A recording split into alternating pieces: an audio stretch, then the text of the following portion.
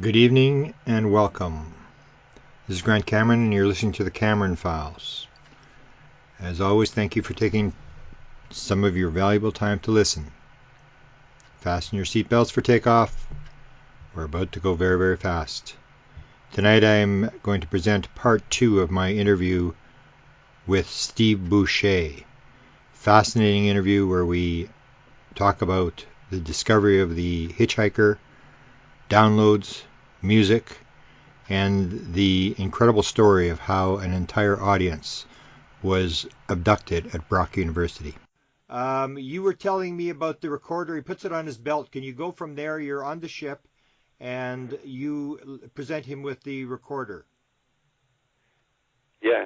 No, this was, I was standing on the pavement outside, and he came up to me. And anyway, I gave him the little soprano recorder that I had, and he put it on his belt. And I asked him if he'd like to keep it as a souvenir, and he said yes, that would be okay. And then I started thinking to myself, gee, I hope I can get another one of those little soprano recorders from that store, because I really like that one. And immediately he took it off his belt and stretched it out to me. He said, would you like it back? And I said, no. I said, that's okay. You keep it. And so again, I didn't realize that he could read my thoughts. And so anyway, it's probably out there in an alien museum somewhere on another planet someplace. But yeah. Anyway, so we went back to the van. I went back to the van, and before I left, I said, will I see you again? And he said, yes, you'll see us again. And so I walked back to the van, and when I got into the back of the van, all the members of the band were in there, and they all appeared to be like in a state of suspended animation. They couldn't move. And so as soon as I climbed into the van, they all came to life. And they started telling me that drummer, Sam, turned to me and he said, we have been talking and we've all agreed on something. And he said, we need you to agree to this too. And I said, what's that? And he said, we are not going to tell anybody that this happened. And I said, no. I said, I'm not going to agree to that. I said, people should know what's going on. They should know that this stuff happens. And he said, no, we're all in agreement about it. And he said, we're not going to tell anybody. And he said, if you tell anyone, we're just going to deny it and you'll look like an idiot. Okay. And so I was really upset because I wanted to tell people about it, you know. So anyway, we sat there and we watched the ship leave, and it started heading out toward Lake Ontario. And at that point, I kind of came to the realization that the hitchhiker was no longer with us. And so I had wondered what happened to him, because we weren't anywhere near St. Catharines yet. It was a long walk in the wintertime and the freezing cold, so I wondered what happened to him. And anyway, as we were driving back to St. Catharines, I could hear them in my head telling me, you're going to forget this. And I was having like a mental argument with them, telling them, no, I am not going to forget this. I'm going to remember this for the rest of my life. You can't make me forget it. And they kept saying, you are going to forget. And so this argument went on for a little while. And when I finally got back to St. Catharines, I went in the house. I had my own key, and it was about 4 a.m. I went into the kitchen. I made myself a sandwich, and I sat down with a pad and paper and a pen and paper, and I started writing down in point form everything that had happened during the abduction experience, because I didn't want to forget.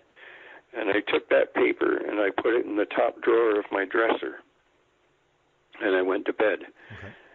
And the next morning, the memory was gone, and the paper was gone too. Wow.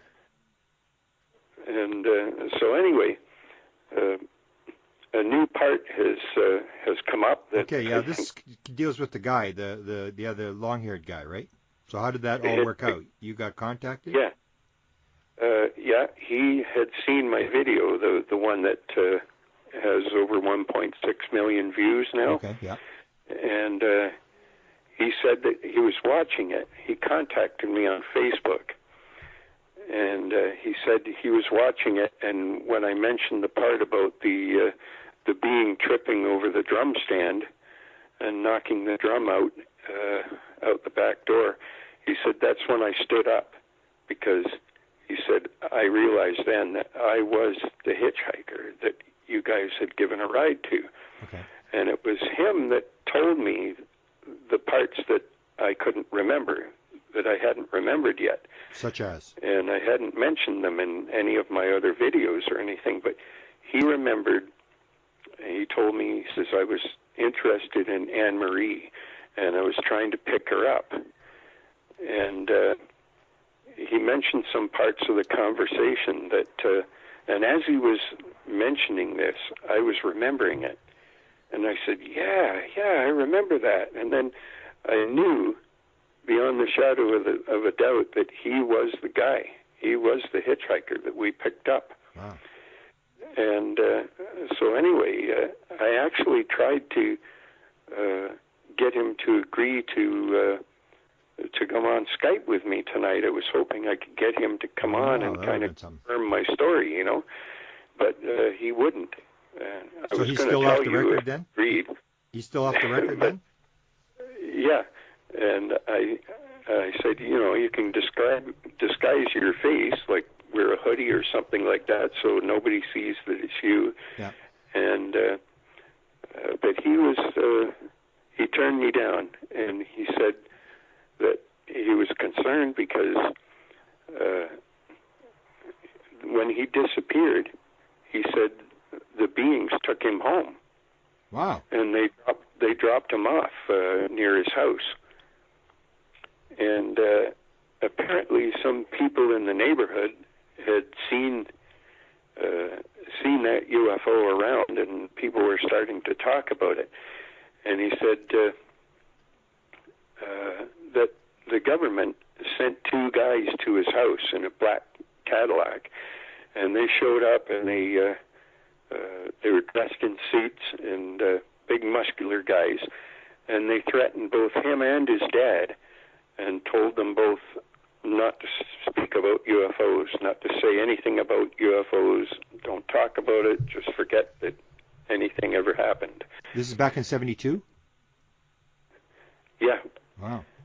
Now how does his dad get involved? 72 or 73, around there. Well, why was his dad involved? Did he tell his dad? Yeah, I guess he must have told his dad about it, and his dad was talking about it, and he was talking about it to people. Oh. And somehow the government caught on, or the military, and they sent these two guys to his house, and they threatened him and his father. And but you never got a visit, right? What's that? You never got a visit, did you? No, but we had interference, like the phone lines were tapped and making clicking sounds and stuff like that.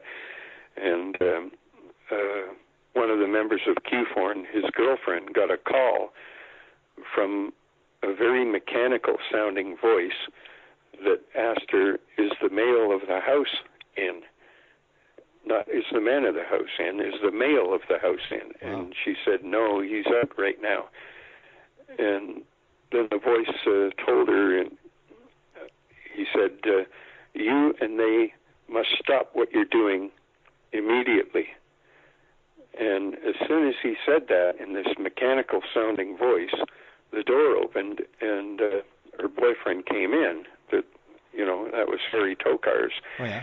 And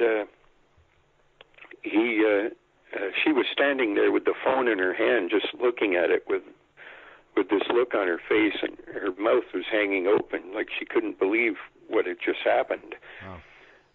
And then we all started to have bad luck at that time. Like the hypnotist that was doing the sessions with me, she went to Las Vegas with her boyfriend, and they lost a ton of money gambling, and they had a big fight, and they ended up breaking up. Wow. And I guess they were going to get married, but they broke up because of this bad luck that they were having, and all the members of Q-Forn were having bad luck, having things happen to them that that was not good. Interesting. Talk to me about the technology on the ship. This because the story relating to Susie Hansen, that she sees the same technology. Can you basically tell that story for the audience? Yeah, that was about the instrument that that the leader turned on my arm. It was like a light, a green light, and I could see all the veins and arteries and the bones in my arm and the muscles, and I could see everything. And that technology is now around, right? It's now technology in the public, right? Yeah, just recently somebody sent me a link for a commercial, I guess it was, for one of these devices that is being used by the medical instrument and industry now, and they call it a vein scanner. Okay. And what it does is it picks up the heat from the veins and retransmits it through a laser technology onto the arm. So you can see exactly where the veins are under the skin, and it helps the nurses give injections to people that have small veins or are difficult to find. They can see exactly where they are. Yeah, and what is Susie Hansen? She finds out about this and she contacts you. Can you tell that story? I think it was last year in Toronto, right?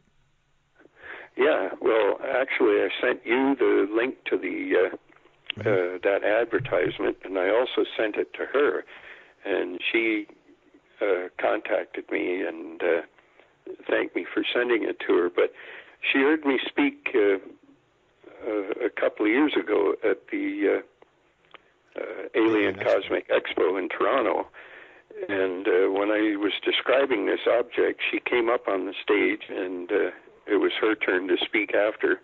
I never do get a chance to finish my story, but anyway, she came up and she thanked me for talking about that. And she told the audience that she is familiar with that technology, that she's seen it herself. And later, after she finished speaking, I went over to her table where she was selling copies of her book. And she said, "Can you hang around?" She said, "I'd like to talk to you a little bit." I said, "Okay." And so after she got rid of a lot of the crowd that were buying her books, she had a copy of it, and she said, "I'd like to make a little videotape or video of you telling about that technology, the vein scanner device." Yeah. And she said, "If you are willing to do that for me, I'll give you a signed copy of my book for free." And I said, "Oh, well, yeah, okay, that'd be nice." Yeah. So I took her to an area in the hotel where the Alien Cosmic Expo was happening.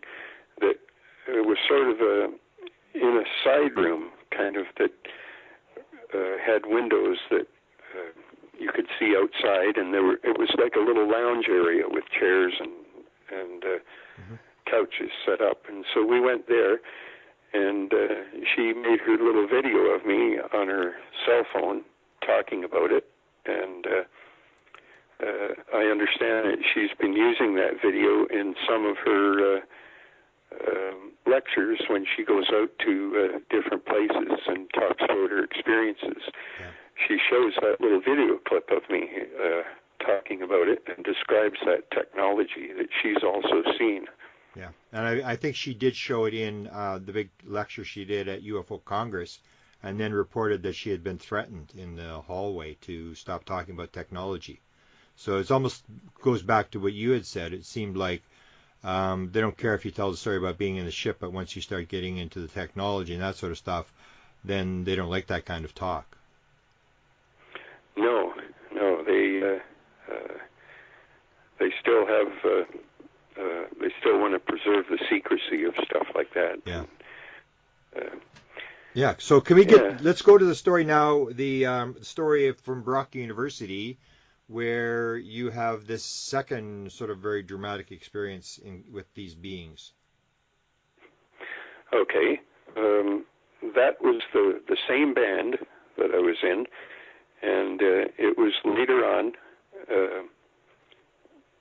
but probably close to the same time. Okay. I'd say maybe within a couple of weeks of the first abduction. Oh, is that right? Is that close? Well, there was a lot of snow on the ground still. It was still winter time. Okay. And so we had a gig that we'd gotten to play at Alfie's Trough, which is the bar that all the Brock students go to party on Friday nights and Saturday nights, and it's always packed with people. So we were expecting a really good gig, and we had this dolly with wheels on it that we put all the equipment, like the amps and some of the heavier drums, and we rolled that down the main aisle of Brock University toward the back of the building. Yeah. And there's a set of doors at the back of the building you can go out that take you out to the bar. And so we started heading down that way, and we had parked in the front of Brock in the parking lot there, and so we started heading down the hallway, and as we were walking down the hallway, I looked at the end of the hallway. I saw this being walking around that looked like a gray with the big head and big black eyes, and he looked at us, and when he saw us, he opened this door of a classroom, and he walked into this classroom. And I had been in that classroom before for I think to see a concert at one time, and so I knew where he went, and I said, when I get down to the end of that hallway, I'm going to open that door and look in the classroom and see if I can see this being. And when I pointed him out, like, there were a couple of them walking around at the end of the hallway, and the hallway sort of makes an L, and they disappeared around the corner, and they were right where we were headed. So anyway, I mentioned them, and the guys in the band said, yeah, they do look kind of weird. And I said, they look like aliens. And so anyway, we get down to the end of the hallway, and as soon as we turned the corner, they were there. And there was about 4 beings that I remember. And there used to be a little concession booth where they used to sell chips and pop and chocolate bars and things like that. Okay. And when they were having an event, and this door slides up, and it was up, and one of the beings was standing in that concession booth, and the light was on in there, and the other 3 separated us from each other, and Anne-Marie kind of let out a scream when they approached her, and they grabbed me and they brought me over to the back window, and they said, where are you guys going? And I said, well, we're playing at the bar over here. We're musicians, and we have a gig to play. And the being said, are you being paid for it? And we said, yeah. And they said, so they're going to miss you then? And we said, yeah. And so he turned to the other beings and he said, we have to let them go. They'll be missed. And so they let us go.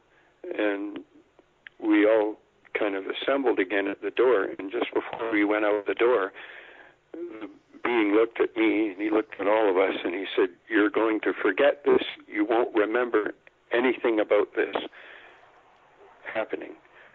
As soon as you leave the building, you'll forget. of strange. And then we opened the door and we walked outside. As soon as we walked out, the memory was gone. We forgot completely.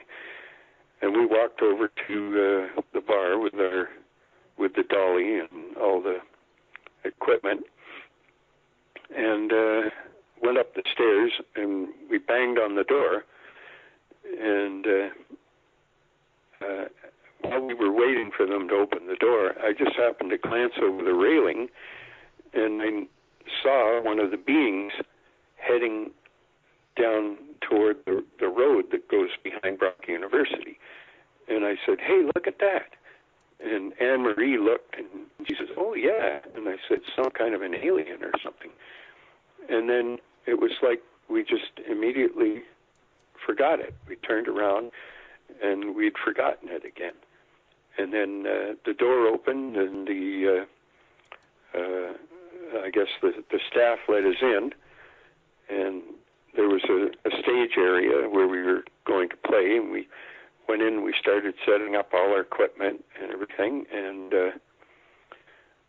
it was a Saturday night. I remember that because they had a big screen TV in there, and Saturday Night Live was playing on the TV.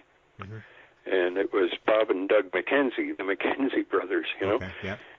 And so I know it was a Saturday. And when we got all the stuff hooked up and everything, we played a set. And we were basically just playing for the staff because nobody was there. Yeah. And I said, "Where is everybody?" after we finished the set. And he said, "I don't know." He says, "Normally by now they'd be pouring in and it would be packed." And so we sat down, we watched Saturday Night Live and had a couple of beers, and then we got up and we played another set, but still nobody was there.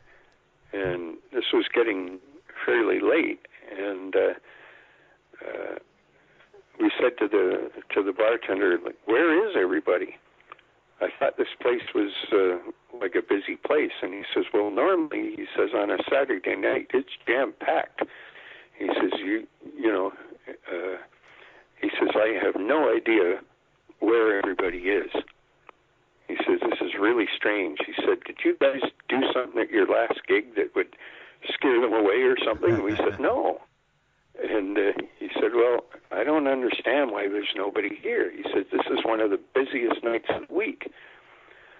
So anyway, after we finished playing the second set, we waited a while and still nobody showed up. So the bartender said, "Well," he says, "you guys came and you played," and he said, "So we're going to pay you." But he said, "I don't understand why there's no audience, why nobody showed up." And he said, "It's beyond me." So he paid us, and then we started to, he said, "You might as well go home because it looks like nobody's going to show up." So we started to disassemble the equipment, and the guitarist, Tom, he said to me, "Steve, can you go and get the dolly from the van and bring it here so we can load the equipment on it?" And I said, "Sure." And he handed me his keys. And so I left the bar and I went back in the doors we originally came out of, back into Brock University, into the area where the beings were, but there was nobody in there. And I could hear something down an adjacent hallway. And I knew there's something going on down there. And I'm going to take a quick look and see what's going on. So I walked down this hallway, and I needed to use a bathroom, and, after those 2 beers. And so I turned the corner toward where the bathroom was, and all these people were all lined up in the hallway. There must have been like about 100 to 150 people all standing there in a lineup. Yeah. And nobody's talking. They're just standing there like they're waiting for something. And so I walked up to somebody in the lineup, a woman. I said, what are you guys all waiting here for? Why are you all standing here? And she said, well, the men told us to do it. And I said, what men? And they said, the guys that were here, they told us to stand in this and wait. And I said, why? And she said, I don't know. They take a few of us at a time, and we're supposed to wait for our turn. And I thought this was really strange. And so I went to the bathroom, and I came back out, and all these people, they were all like Brock students, and it suddenly occurred to me that this was our audience. And I thought, why are they all standing here like that?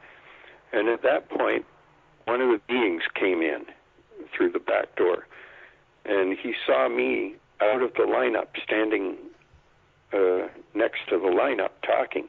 And he said, you there? He said, why aren't you in the lineup with the others? And I said, well, I'm not part of this. And he said, I told everybody to stand in this lineup and not to talk. And I said, well, I'm not part of this. And he said, well, you need to join the others and wait your turn like everybody else. And I said, no, I can't do that. I said, I have to go and get the dolly from the van so we can load our equipment on it. And at first, this being appeared to be human to me. And he said, well, you're going to have to come with me right now then. And I said, well, I have to go and get the dolly. And he said, it won't take long. Come with me right now. And so I was curious, and so I went with him. And we went out the back door of Brock University. It was a different door. And when we got outside, the ground was all covered with snow. And I saw like what looked like hundreds of footprints in the snow going around the corner of the building. And he started taking me that way. And I was wondering what we were going to see. And as we were walking, he began to look more and more like a gray rather than a human. And I don't know if it was something that he did to my mind when you see him as human at first or what. But anyway, when we got around the corner of the building, there was a saucer-shaped craft sitting on the ground, and the door was open, and it was lit inside. And when I think back about what it looked very much like the craft that abducted our band. And so he brought me up to the door of this ship, and a woman came to the doorway that kind of looked human, but she was dressed like a nurse. She had like a white nurse's uniform and cap on. And he said, can you take this one now? And she said, no. She said, I've got too many people here as it is. And he said, well, he has to go somewhere, so can you fit him in? And she said, no. She says, there's too many people in here now. And he said, well, what do you want me to do with him then? She says, I don't know. Take him where he's got to go. And so I said, well, it'll take too long for me to go and get the dolly now, so I've got to go back to the band and tell them why I don't have it and what happened to me, because they're going to be wondering where I am. And so he walked with me toward the bar that we played at, and we saw the van, and it was parked at another door at the back of Brock University, and the guys were loading the equipment in. And I said, they're going to be really mad at me when we get there. So I said, will you come with me and explain why I disappeared, what happened? And he said, no, I can't do that. He says, I have to go back. They need me.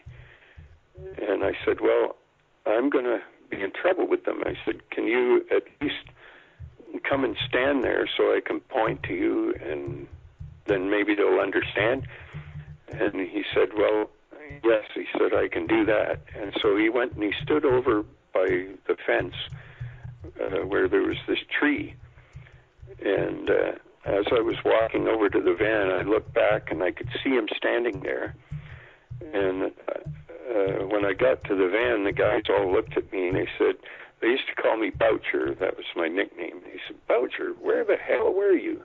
They said, we've been looking for you and we wondered where you got to and what have you been up to?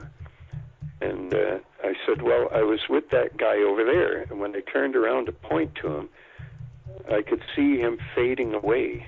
And they said, what guy? And I said, there, by the tree. And as I was pointing at him, he was fading away and he just disappeared. And they said, there's no guy there. And they said, I don't know where you were, but they said, we had all the equipment ready and you weren't there with the gurney or the dolly. And they said, it's a good thing that Tom had another set of keys hidden on the van, otherwise we wouldn't have been able to get in. And so that's how they got the van, and they came around to the back and loaded the equipment in. And they said, we were going to take off without you. And I said, well, I got held up, and I was wondering, how am I going to explain this to them, because they're never going to believe me. And so I started to try to explain, and they went, oh, Boucher, come on, you've got to be kidding. And they said, that's the lamest excuse that I've ever heard and all this stuff. And and they were really angry with me. And so I felt terrible because I knew there was no way I could explain it to them. They wouldn't understand. And it wasn't long after that the band ended up breaking up. And the guys each went with other bands and formed another band. And wow. So I was kind of left out, you know. And so you, over the years, some of these people have gone through regression. So they've sort of backed up the story. Some of the, I think some of them were regressed and some tried to be regressed. And so you've been able to piece this story together from the other band members over the years. Yeah, but most of what I got from this, about this experience came from the hypnosis sessions. And when I had a session with Dr. Aphrodite Kumar in Manhattan, I asked her if she would mind giving me a post-hypnotic suggestion to remember more, so that I would remember more over the next few months and years, and I would remember more of what happened. And she agreed to do that, and she did give me a post-hypnotic suggestion.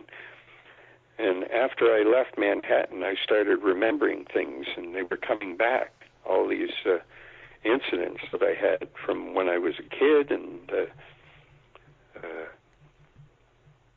when I was a teenager.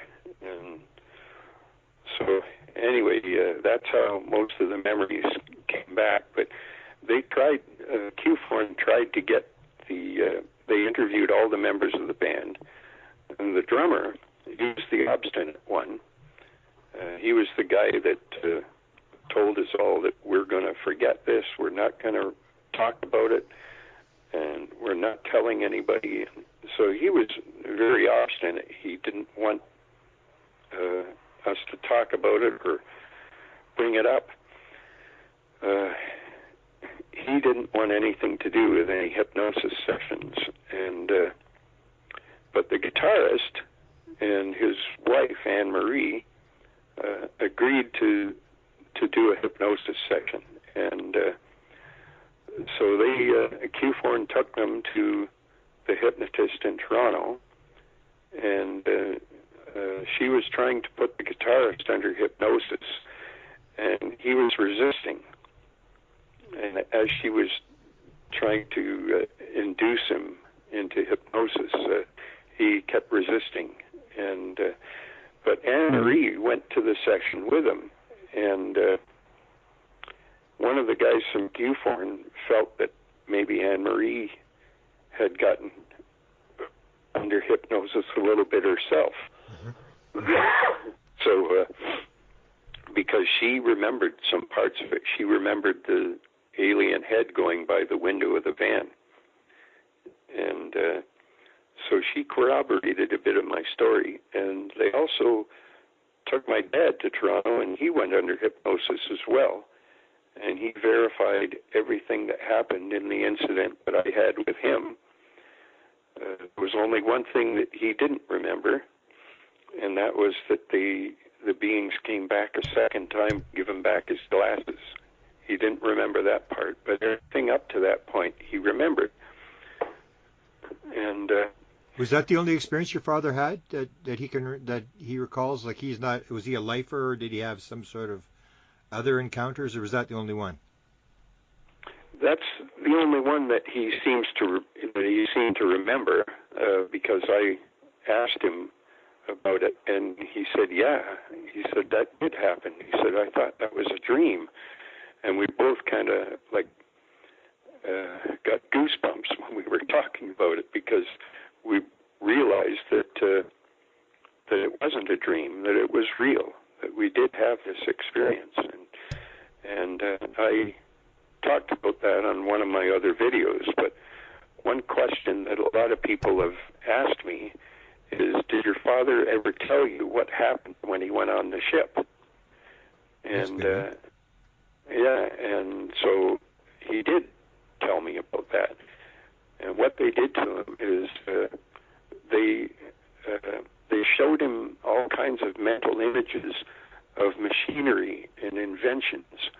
It was like, he said it was like a museum of inventions that throughout history that he saw.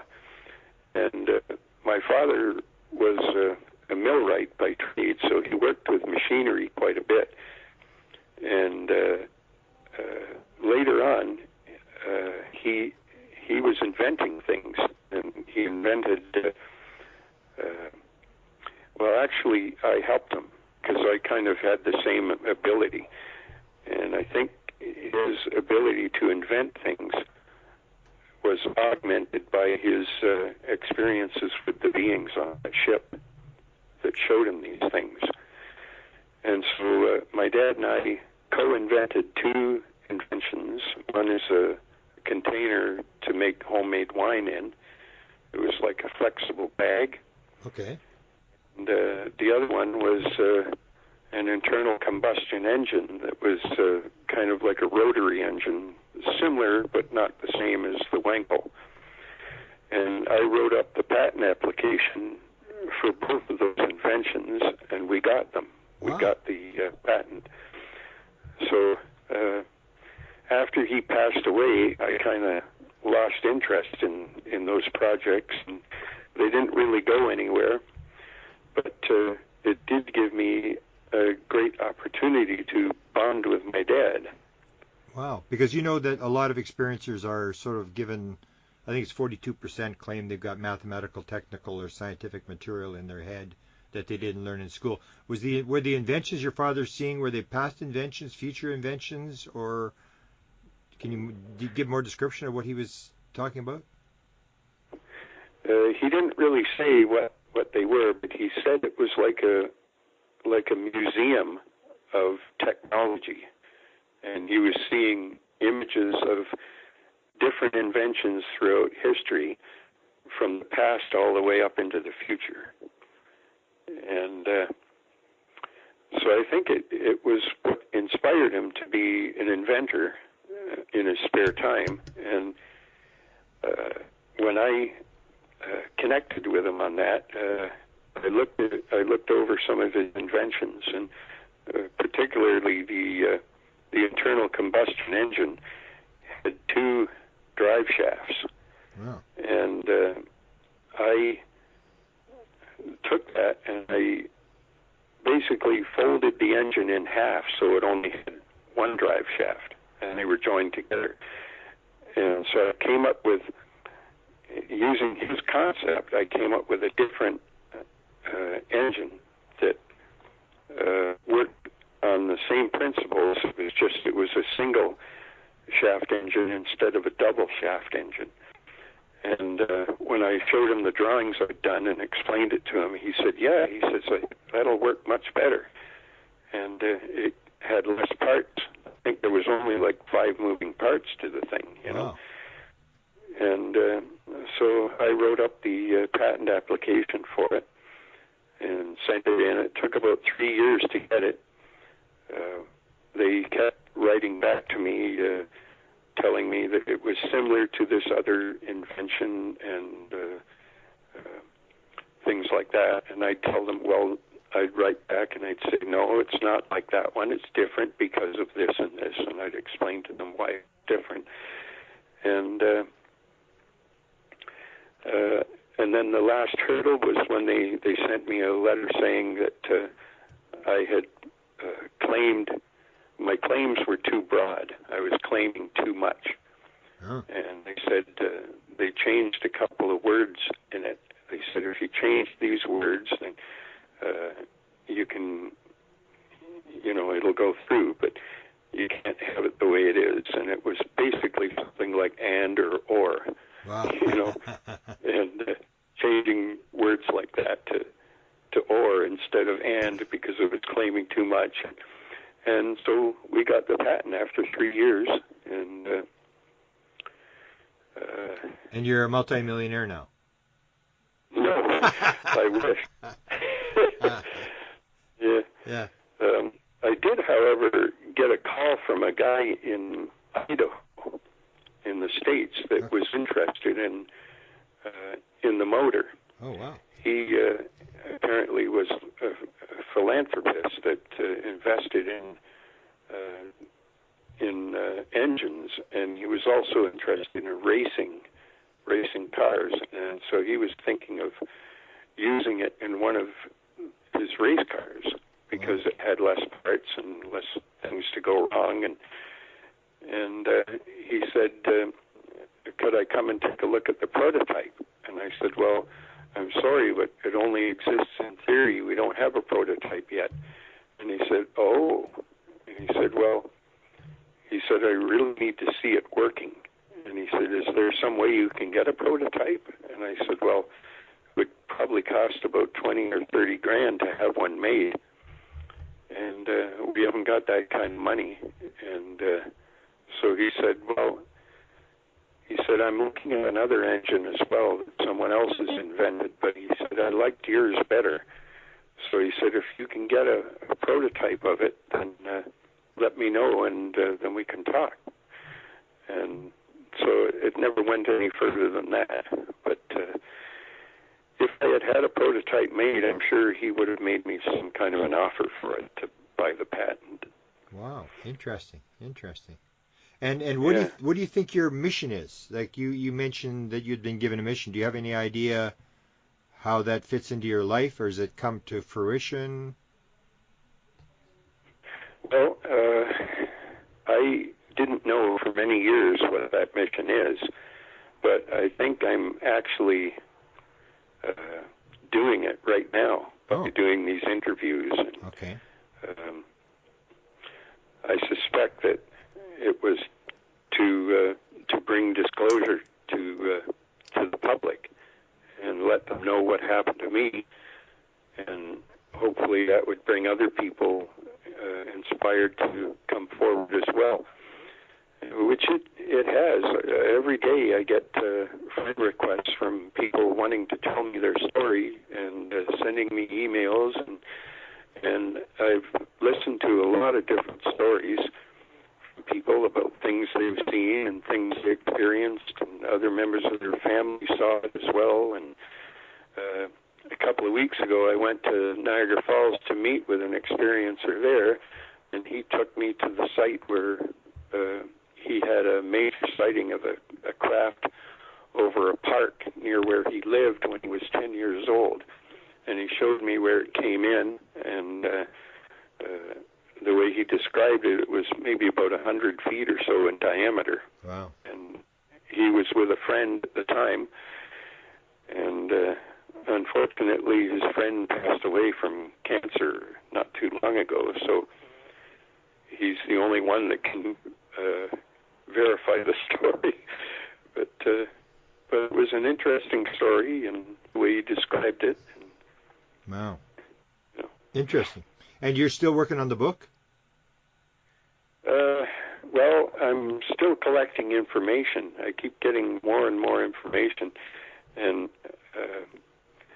the information I'm getting is kind of moving away from the topic of UFOs and more into the topic of consciousness and spirituality. What do you mean you're getting more information? From where? Well, I feel like I'm getting downloads of information because I normally wouldn't think along these lines, but I'm getting information about coming into me like a download. Okay, so describe your consciousness theory then. How do you, what kind of material are you working on?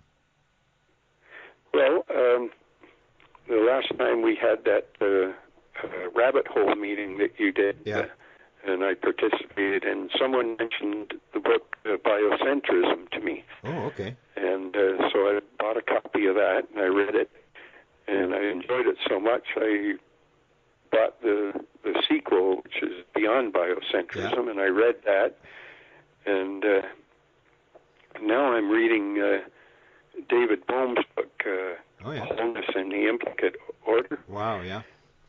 And it's really tough to wrap your head around some of this stuff. But it's an interesting book. I'm about maybe 3/4 of the way through it now. But I've been watching a lot of YouTube videos on quantum physics and consciousness, and I just seem to have like a hunger for that, for more information about that sort of stuff. Wow. And you're going to include some of that if you do the book? Oh, yeah. Wow. Because my spiritual beliefs have changed so much. Like I spent several years as a Christian, and all this kind of stuff was taboo back then. And I found that I found a lot of flaws in Christianity, and I had read a number of books by an author named Bart Ehrman, and he began writing books. He started out as a Christian, and then he left his faith because he changed from an evangelical perspective to a historical perspective. Okay. And he wrote several books, which I've read, on lost Christianities, and lost books of the Bible, and stuff like that. And when I read all his books, the same thing happened to me. I found that I just couldn't put any stock in Christianity anymore. It didn't make sense to me, and so I left it. And my spiritual life has just blossomed tremendously since I left Christianity and started to adopt the ideas of wholeness and oneness with the Creator, and that we are all connected. Everything is connected at the Planck level. Like at the subatomic level, there's no difference between any of us, between you or me or the signpost or the table, or it's all made of the same stuff. Yeah. And I read the Holographic Universe by Michael Talbot. That was an awesome book. I was just amazed by it. And he was an experiencer, you know that. No, he claimed it was a download. Yeah. Linda Moulton Howe brought that out. Yeah. She had been talking to Bud Hopkins on an air flight, and he mentioned that Michael Talbot was one of his clients, and that he didn't want to take credit for the book because he said, I didn't really write it. It was just downloaded to me, Yeah. And I feel like the stuff I'm learning is kind of the same. I can appreciate, where he was at when this happened. Wow. Fantastic. Okay, we're almost out of time here for the second segment. So your website, or your people can contact you where? Have you got a website or a email address? Yeah, I have a Facebook. I have two Facebook pages. One is my regular page that people can contact me on, and especially about UFOs and stuff like that. And the other one is just for my artwork only. Wow, I'd like to look at that. Wow, fantastic. Yeah, and I have a lot of my pieces on there. And I have a SoundCloud site with a lot of the music that I've done.